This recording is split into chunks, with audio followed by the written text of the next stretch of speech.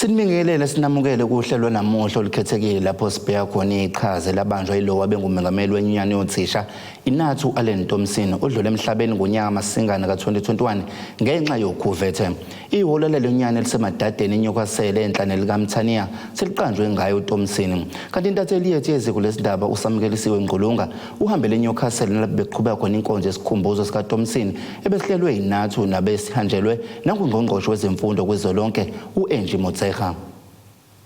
Sikubingelele ke sikwamukele mbukelo ohlelweni lethu ke olukhethekile sobe sikuthulele namhlanje. Igama lami ke nguSamkeliso kaNgqulunga, sikhona la endaweni yaseNyokasele eFarmers Hall khona la eNyokasele. Nalapho ke inyunyana yothisha iNATU siyazi ke ukuthi namhlanje izobungaza futhi ikhumbule ke lowo owayengumengameli wayo ke Thompson nodlulile ke emhlabeni nje ngasekuqaleni konyaka owedlule ke. Nalapho ke kwabikwa ukuthi ke ezinye zama complications eCovid-19 lo mcimbi bekungowesikhumbula kanjalo ke futhi uphinde uhloniphe lo owayengumengameli walenyunyana ngokuthi ke kuqanjwe kabusha elinye lamahola lenyunyana elisemadadeni eNyokasele ngegama lakhe ngenhloso yokumhlonipha ngamagalelo akhe kwezemfundo. uThompson waziwa ke ngokulwela amalungelo othisha futhi ke waqhama kakhulu ekubambeni iqhaza ukudalula umnyango wezemfundo esisekelo lapho ke adalula ngokwehluleka kwawo ukuletha ke izinto zokuvikela kanye nama sanitizers phecelezi ama PPEs phakathi ke nempi yeCovid-19.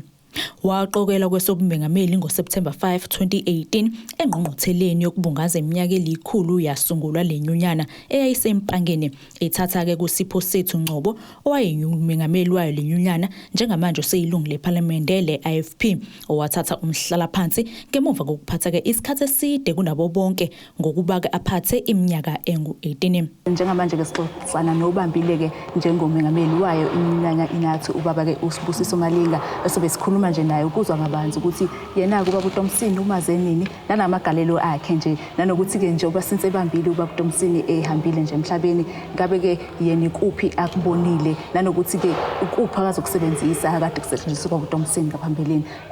Baba Malinga, siyabonga ngesikhathi nethuba usiphala nje ukuthi sixoxisane nawe ngale ndoda le enkulu. Siyazi namhlanje usuku olukhulu ke lapho simkhumbula.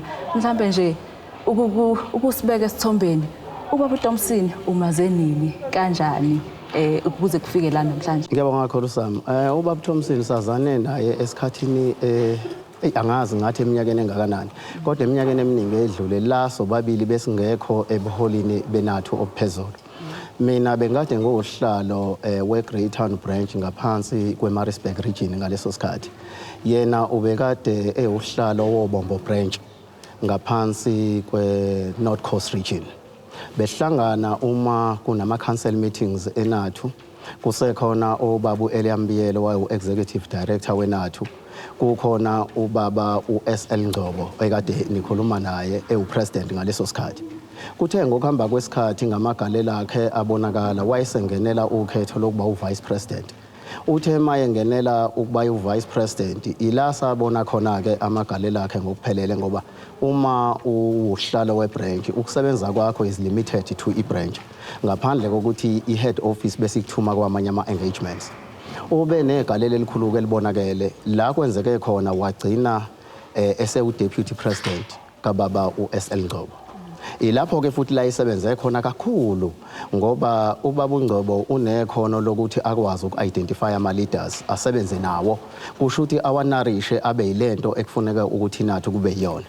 Uqhubeke njalo ke kwaze kwenzeke ngabajoyina kwiboard ngeconference ebengo-2018 ngoSeptember la ngangena khona as vice president. Yena ke ngaleso sikhathi wayeseba upresident we-organization ngoba ubaba uNgcobo bese retire. Sisebenze naye ke isikhathi esincane president angisho njalo ngoba ube seshiya ngonyaka odlule ngicathi kwaba u3 January wayesedlula ke emhlabeni. Kodwa esikufundele kuyena ube umuntu okhuliswe kahle ekhaya. Lokho ubona ngendlela abekade interacta ngayo nabantu. Ube umuntu othola ukuthi ubunyunyana bukuyena. Kodwa lokho elekelela ngokuthi ekusebenza ngenhlonipho. Wenze iNATU yagqama kakhulu ibe khona kwimedia kusho ukuthi iNATU occupy space angisho njalo ngoba besinayo lento yokuthi iNATU has been undermined even by the department officials. Kodwa ukwazile ukuthi leyo nto ayisebenze njengamanje iNATU isesimene esikahle kakhulu. sibeke sesikhalela ikakhulukazi umndeni mhlambe ngingene nakulokuthi yini eyenza ukuthi i-memorial service ibe late kangaka. Siyazi ukuthi ulimale ngesikhathi esibi ngesikhathi se-first wave ye-COVID. Inkinga ke sibe nayo umngcwabo wakhe wabamncane. Kanti umnumzane lona obalwa nabantu abakhulu kwi-Republic of South Africa not kwi-NATU kuphela ngoba ubehlonishwa yibo bonke abasebenzi hayi abayothisha kuphela. Khumbula ube negalelo ngaphansi kababa uNgcobo la bethi abasebenzi bonke bakahulumeni kufanele bahlomule ezimalini zabo eziku-GEPF. Lokho kwamukelwa yibo bonke abasebenzi bakahulumeni bakhohlwa nayinyunyana zabo. Kodwa kuyawazi ke umona obakhona ezinyunyaneni kubangwa amandla ukuthi ubani oqhamuke ne-ID. Bagcina sebetshena izimembers zabo ukuthi bangayisayini i-petition esabe siyikhiphe ngo-2015. Njengoba uzwe uThitho Mboweni emasontweni amabili ngaphambi ukuthi ahambe sekhuluma leyo nto enjalo. That is a brainchild yeNATU ukuthi kufanele sihlomule singabasebenzi bakahulumeni irrespective of union affiliation ngoba nathi sinezikweleti. Uthola ukuthi uhulumeni uthatha imali zabakhokhi bentela othisha bayakhokha. Uthatha imali zabakhokhi bentela ayoyinika labantu bamabhanoyi abayidlayo. Athathe imali zabaholi bentela ayifake kuyo yonke indawo kodwa okuyibona abakhokha intela ufica ukuthi bayehluleka. Ulwe kakhulu ekhala ngokuthi othisha nabo mabahlomula ukuthi izingane zabo maziya ema-university zikwazi ukuthola esikhwameni sikaNSFAS ngoba uhulumeni uthi othisha bahola kangcono. Ngithi ke mina kuyinhlamba othisha baholi kangcono. Siyehluleka thina ukuhambisa izingane zethu bese siba nezikweleti. Uhulumeni bese sebenzisa lokho ukuthi othisha abaphume la bese bebadala baphume benezikweleti. Ulwe kakhulu futhi naloko Mr Thompson we encourage our members ukuthi angalokuthi ashiye ezikoleni ngoba silwa ukuthi anemali GEPF ethatha ibolekiswe ezinye inkampani kahulumeni kodwa okuyithina esicontributayo singasizakali. Uyazi ukuthi abasebenzi bakahulumeni abavunyelwe nokuthi bathole izindlu zomxhaso. Abasebenzi bakahulumeni abayitholi nemali yeqolo. Mawubuza ukuthi leyo mali iphumaphi ifakwa yithini esingabasebenzi bakahulumeni ngoba asikho isivumelwano esiphansi sikahulumeni kanye nabasebenzi ukuthi imalini imali iphezulu enifanele uyikhokhe bayazenzela nje bese uthola ukuthi makufanele nathi sibenefite njengama citizen of the country asithole lutho. uMr Thompson ke ugijime lapho kakhulu mfowethu ngakho sithole kuukulahlekelwa kwifamily ngoba nakhona ube ubaba kwifamily ube ubhuti kwabaningi nathi njengeNATU silahlekele ubaba silahlekele umholi ne-Department of Education ilahlekelwe ngoba ama-engagements akhe abelekelela kakhulu ukuthi umnyango uphume nezinto eziqondile. Ngakho ke iSouth Africa ilahlekelwe. Ingakho ke senze lolu suku namhlanje sikhethe kahle usuku oluphakathi nendawo futhi sazi ukuthi inyanga kaFebruary inyanga yokuzalwa kwakhe uzalwe ngo1st of February 1975. Eqinisweni besingakuthanda ukuthi lo mcimbi ngangcono wenzeke ngebirthday yakhe kodwa ke ngezimo ezithile kwangenzeka. Ngakho ke sithi no abantu bonke base South Africa ama-members kaNATU abaholi beNATU siwenza lo mcimbi ukuze bathole iclosure. uThompson ubambe iqhaza elikhulu kwezemfundo waphinde wasebenzisana kakhulu ke nongqongqoshe wezemfundo esisekelo kuleli uNG Motshekga. Sizofisa nje ukubheka kabanzi ukusebenzisana kwakho noBaba Thompson osengasekho ukuthi bekukanjani siyazi impela nisebenzisane kakhulu ezikhathini eziningi okunye ke bebuye kuphela unyazi ukuthi ngeke nizwane konke enezikhalazo edlulisa eminyangweni ukusibeka nje sithombe kubuye kanjani ukusebenzisana kwenu. uBaba Thompson maze qala esesonobhala weNATU bese asebenza noBaba uNgcobo ngaze usebenza naye futhi esopresident weNATU. So kushuthi ngisebenze naye isikhathi eside eminyangweni. And into engayikhumbula nje ngaye nakhona time enobhala phezulu ngiyasihlanganisa. I hope you don't mind. No, it's fine. I used to be very impressed. Bekusumuntu osabayo. Beyikhuluma into afuna ukuyikhuluma ayitsho ngenhlonipho futhi ayibeke kahle nje into yakhe kodwa ayitsho nje ukuthi cha mama la inkinga nenkinga. So we worked very well with him. And he was a very intelligent young person. And I think that's why Wakupuga, at his age, he became a president, he was a secretary. He was a very brilliant young person. Very hardworking. He was Thompson. Mazuhlana a meeting in terms of Kumai, that was still into his boost. Kulmangan Manjelo Munt. Ebe Kumanto was to Kulmangan Thompson 8 years. and nakhona kube into enhlanganisayo okungephe ukuthi kuhlangana ukuthi manje mina ngingena ubungathi ngiyena ebeza nento ecacile ehlangene ngomsebenzi enemibono orabe nesikhalazo yebo uma usebenza nama union upresident okubanzima ukuthi kunokudonsa but mayiphela imeeting umoya muhle ngoba yonke impeni nayo uyitho ngenhlonipho uyitho ngesithunzi futhi uyitho icabangwe through akazinto zokumuntu angayaziyo so ngimhlonipha kakhulu. I really had lots of respect for him as a leader and I always used to say to him yazi mawuzalwa bengenza first year university. That's how young he was, but I really always treated him as a real leader that he was because ebe inkokheli ngempela futhi I think ebe kuyisipho more than anything. And no baba uNgcobo bampheke kakhulu umntana waba umuntu nje ophelele sesemncane and bekubhlungu kakhulu mayishona Thompson. I was in hospital also. I had COVID and I was happy that I couldn't come to his funeral because I couldn't face lost guy Thompson at that time because I knew ukuthi sector kakhulu to lose a person like him. My khona meeting ini ebezwakala you couldn't miss him. Nakhona mangakhulumanga uzumkhoma uDirect Thompson pendula phela oba into ozoyiphendula into wazi ukuthi izonisa somewhere so usilahlekelwe kakhulu. And as I say, he was very gifted. There's a huge loss, not only to NATU, but we sector in general. Nothing kumphakathi general. Mhlambe ke uselapho ukuthi nilahlekelwe kakhulu uma ubheka amagalelo akhe ulile kakhulu nokuthi izikole like indaba yama PPEs nje ukuqala nje lezi zinto zo COVID-19 ukubheka nje lapho mhlambe imbono yakhe ne role akayidlalile nje endimeni yezemfundo kungakanani. Ikakhulu futhi nakunto ezibalulekile angisho ukuthi ama PPE asinto ezibalulekile into zamanje. uThompson bithi manikhuluma indaba zeleni ze curriculum uwonto ukhuluma into ayaziyo uke waba uthisha uke wasebenza ku sector ufundile ku sector uyakhokhela ku sector so makhuluma naye ngento zemfundo ubuze ukukhuluma nomuntu oyazi into ekhulumayo. I remember we used to have what we call the annual national assessments and ibi lethe bengekho kuthula kakhulu ku sector and when benongcobo beyiraise ukuthi minister na inkinga nenkinga le assessment ibithi masovula amehlo ukuthi labantu bakhuluma iqiniso ukuthi ngihlehle umuva akusiza ukuthi ngiphikise ngiyayizwa lento abayithola. So he made lots of contributions kwi sector. Ngikhumbula kuma exams when there was copying in the exams also.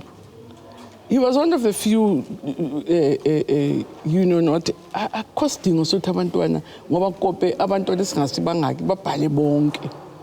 Kodwa ke sahluleka ku meeting yokuqala ithe mase court sabuya kulento beyikhulumile meeting ukuthi asikho nje isidingo salento. So he really was bebonela phambili and sasebe bengasabi noba I mean kuyo lo meeting yama I think he was bekuye yedwa and I must say and I agreed with him but if kuningi babo ukuthi bakubhalwe I just felt ukuthi angikwazi ukulokhuza ukulalela union eyi1 but tema kuya court yabuya kulento beyikhulumile and that's what he was really foresighted, very hardworking, very focused, very robust. Njengoba ngisho bengasabi nje ukuthi sebesikhulume nje into eyikhulumayo but ayitsho ngesithunzi ngokuhlonipha na ngokuzimisela so bonke lo muntu akakhuluma nje ngobefuna udela uzimisela ufuna lento ilunge. That's what I remember him for. So usasho njalo ngasho ukuthi bene influence enkulu. As I said, not only to NATU but to the sector. Also ngithi bithi sama meeting mayengakhulumi ngibakho ngithi khulumani phela because uyazi mabekhulumile khona la istep esilandela nizofikelela kuso ubona nje ukuthi ayikwazi meeting tiphuma uThompson angakhulumanga because you really respect his mind, his brain and his views. Mhlambe ke sesiphetha nje ingxoxo yethu wesikhashana ngoba besifeka nje ubudlelwane benu nomnyango wezemfundo nayo Thompson. Mhlambe ke siyazi ukuthi inyunyana le inathi sikuyona njengamanje isazokukhetha upholo busho kuba siyazi laba bakhona njengamanje basabambile. Mhlambe umyalezo wakho mhlambe ukubagqugquzela ukuthi kulowo kungenzekayo kube uyena upresident olandelayo ungathini nje kuyena amazwi akho?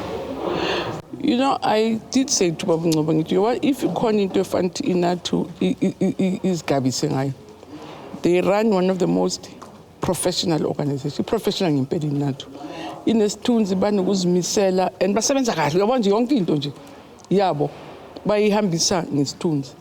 So I was saying to them, the way kukhona ukungabi ungahlaliseki kahle ezweni kuthi amaparlamente kuthani kuyadingeka ukuthi kube nespace la owazi izinto zihamba kahle. And iNATU has always ran its business with dignity. So whichever direction, I was saying to them, you know, it's very gratifying to more big mover. Ubone some corner line to sebenza kahle khona. So they must keep that spirit sabo so inhlanganiso yabo ibe ilento yiyo. Whatever decision they take, if they can make sure which they maintain isithunzi seNATU, they maintain isidima sayo, they maintain the order nokuhlonipha, but also the hard work that is in NATU. Ayizosiza bona bodwa, iyasisiza nathi. So they may not know ukuthi istability sabo creates stability, but it also brings joy. There are some parts of the country that is working well. So whether they go to conference, they must maintain the current status, not in terms of who, but isithunzi, stability, focus, and isithunzi is the organization, the integrity organization. Siyabonga kakhulu ngesikhathi sakho mama sesidlile kodwa sibongile ukuthi usinike nje ithuba usilalele sinabantwana. Ngiyabonga kakhulu. Ngiyabonga. Kanti ke oke waba ngumengameli ngaphambilini uSipho Sethu Ngcobo umazi kangcono ke njengoba bebesebenze kakhulu ndawonye. Yeah, first day was when Thompson, it was a conference NATU, conference kwakuyisikhathi sokutablisha financial statement. Into engayinaka ngoba abantu sikhululekile siyabanika ithuba lokuthi bakwazi ukubuza and so on. Ngabuka insizwa eyisencane ihlakaniphe kakhulu ngikubuka lokho ngembuzo eyayibuza ngabona ukuthi this man is very sharp, uyashesha nembuzo ayibuzayo akuyona imibuzo eshalo nje ubuza into ezikile ubona ukuthi uyayazi into ayenzayo. It was 2008 la engiqale khona ukusebenza naye ke manje kuyi-board uma ngeqa ke konke lokhu lapho engisuka khona sasisebenza naye ke kuyi-board. It was 2008 and I had an opportunity to work with him isikhathi eside. Kodwa la elaya ngokuqina kakhulu khona ikhono lakhe ube u-vice president vice president kwaba nemasha enkulu uNATU ayenza eyayiya eThekwini.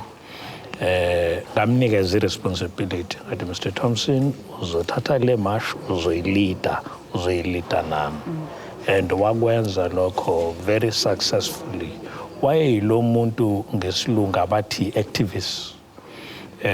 Ngakubuka lapho ke kuphumela obala ukuba isishabasheki amamasha adinga abantu abanjalo. Uma sesifika lapha ethula memorandum yonke into ayeyenza yayiclear, then kwagcwaliseka kumina ukuthi no, this one is a leader. Kusukela lapho ke ngahlala naye kuyi-board engisiza ngezinto eziningi ese-vice president engakabi uye ngisho no-deputy president. Ilokho okwenza ukuthi mina ngibone ukuthi nansi indoda ezolandela kanti nabantu babuka khona lokho because they were not influenced ukuthi bamkhethe.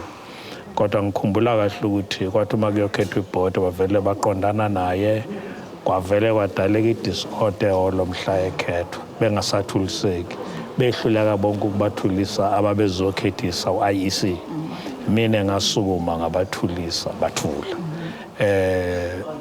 uThompson indoda ebukhali sengishoke manje sesiyasebenza manje kwezemfundo indoda ebukhali ngoba into enkulu ubesilwela amalungelo othisha kodwa futhi sibhekele imfundo ukuthi ingatsheki uyashesha ukucabanga into seyicabangile kodwa futhi uyayenza uma kufanele kuyinto ekhulunywayo uyayikhuluma injengoba injalo akafuni indlela enhle yokuyibeka ufuna ukuyibeka njengoba injalo izwakale so ube ne contribution esabekayo ezweni lonke kwezemfundo uma ngathi ngiyihlephula lezo zinto ngingadla isikhathi sonke kanti ngokunjalo ube nomnikelo oyisimanga ekuguquleni iorganization ngemanje uNATU ukuba ibe yilokhu eyikho njengamanje njengoba ubona iorganization edlondlobele izwe lonke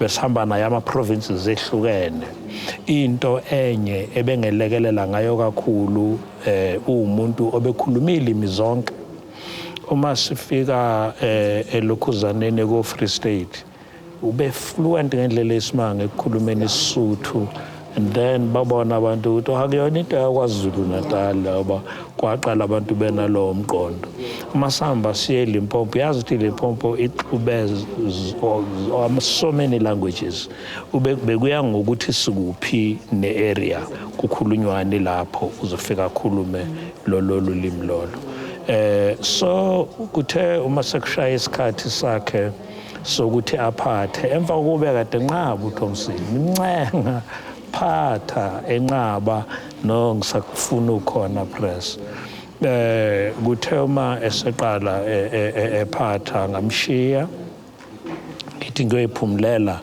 nami ekhaya ayikho into ebebhlungu kumina njengokwazi ukuthi ngitshelwe ukuthi akasekho engakaqedi ngisho i-term of office nje ngishe yokuqala Emphakathini ke besimazi njengomengameli weNATU nesishoshovu ke esilwele amalungelo othisha kodwa ke ekhaya ubengubaba enenkosikazi kanye nabantwana ubaba ngizothi ubengahluki kakhulu mayisekhaya nasemsebenzini umehluko bekuwukuthi mayisebenza uyasebenza but ekhaya he was ubefana nje nomuntu kade semsebenzini and indlela kade sifundisa ngayo ekhaya it was practically the same nale yasemsebenzini and he actually taught us how to ngazathi I would say ukuthi ubaba actually it felt like he knew ukuthi isikhathi sakhe sizoba sincane based on the things asifundisa zona nayisitshela zona and most importantly on how to take care of umama. It's as if he knew ukuthi he's going to leave very quickly so ngizotube kanjalo nje and a very loving person as well. As mina being the eldest child lapha ekhaya with my parents, if there's anything ebhedayo ekhaya, he would not ask anyone else whether ngiyazi noma ngazi. He would face me bekuyoba inkinga yami yimi bekumele ngazi ukuthi kwenzakalani ekhaya. If umama is not okay, he would first ask me ukuthi kwenze njani. So basically everything eyayisekhaya he left it on us because sometimes it'd be mostly at work but yonke into he taught us everything if I can put it like that and yes he's just like that, he was like that. Okay. uThompson ubengaconsi ke phansi kothisha kanjalo ke namalungu enyunana njengoba ke wadlala enkulu indima ubuyisa ke isidima sothisha. Inyonyana yethu NATU ilahlekelwe kakhulu. Ubesemncane ubaba Thompson kodwa ubekhombisa ukuthi ibhube selingahlehli. Izinto eziningi esitholile kwa education sithole ngayo ubaba Thompson. Benothando lomsebenzi wakhe ebathanda othisha. Engadiscriminate from grade R to grade 12 mayikhuluma ngothisha nje ubona ukuthi ukhuluma ngento esenhlizweni yakhe. I-welfare yothisha ikhuluma nge-welfare yothisha nje kuko konke nje bebekuthisha phambili abekumntwana phambili ilokho nje ngakusho.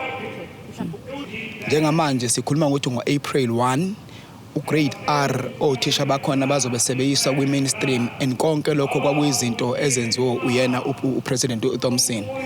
And uma sikhuluma njengoNATU as a union kuningi uNATU asekucontributile kwi-education as a sector. Oh, I still remember the day sithole message ukuthi uhambile ubaba Thompson. Kwaba sengathi umhlaba umile. Ngake ngayibuka neuniform yami le yakwaNATU ngabuza ukuthi yigoqe ngenze njani makunjena because silahlekelwe ngempela salahlekelwa kakhulu silahlekelwe. Bakhona amanye ama leaders yes akhona siyawathanda nawo kakhulu kodwa nje kusekhona leso silonda sika baba Thompson. Lenyunyana ke iqambe kabusha ihholo layo leNATU elisemadadeni ngegama lakhe uThompson njengendlela yokumhlonipha ngamagalelo akhe. Mbukeli ke silibeka lana ke uhlelo olukhethekile namhlanje nalapho besibheka khona amagalelo kaThompson ongasekho. Sithi nje alale ngoxolo uThompson. Mina nawe ke asihlangane ngesinye isikhathi esilandelayo. Ngisale kahle emakhaya.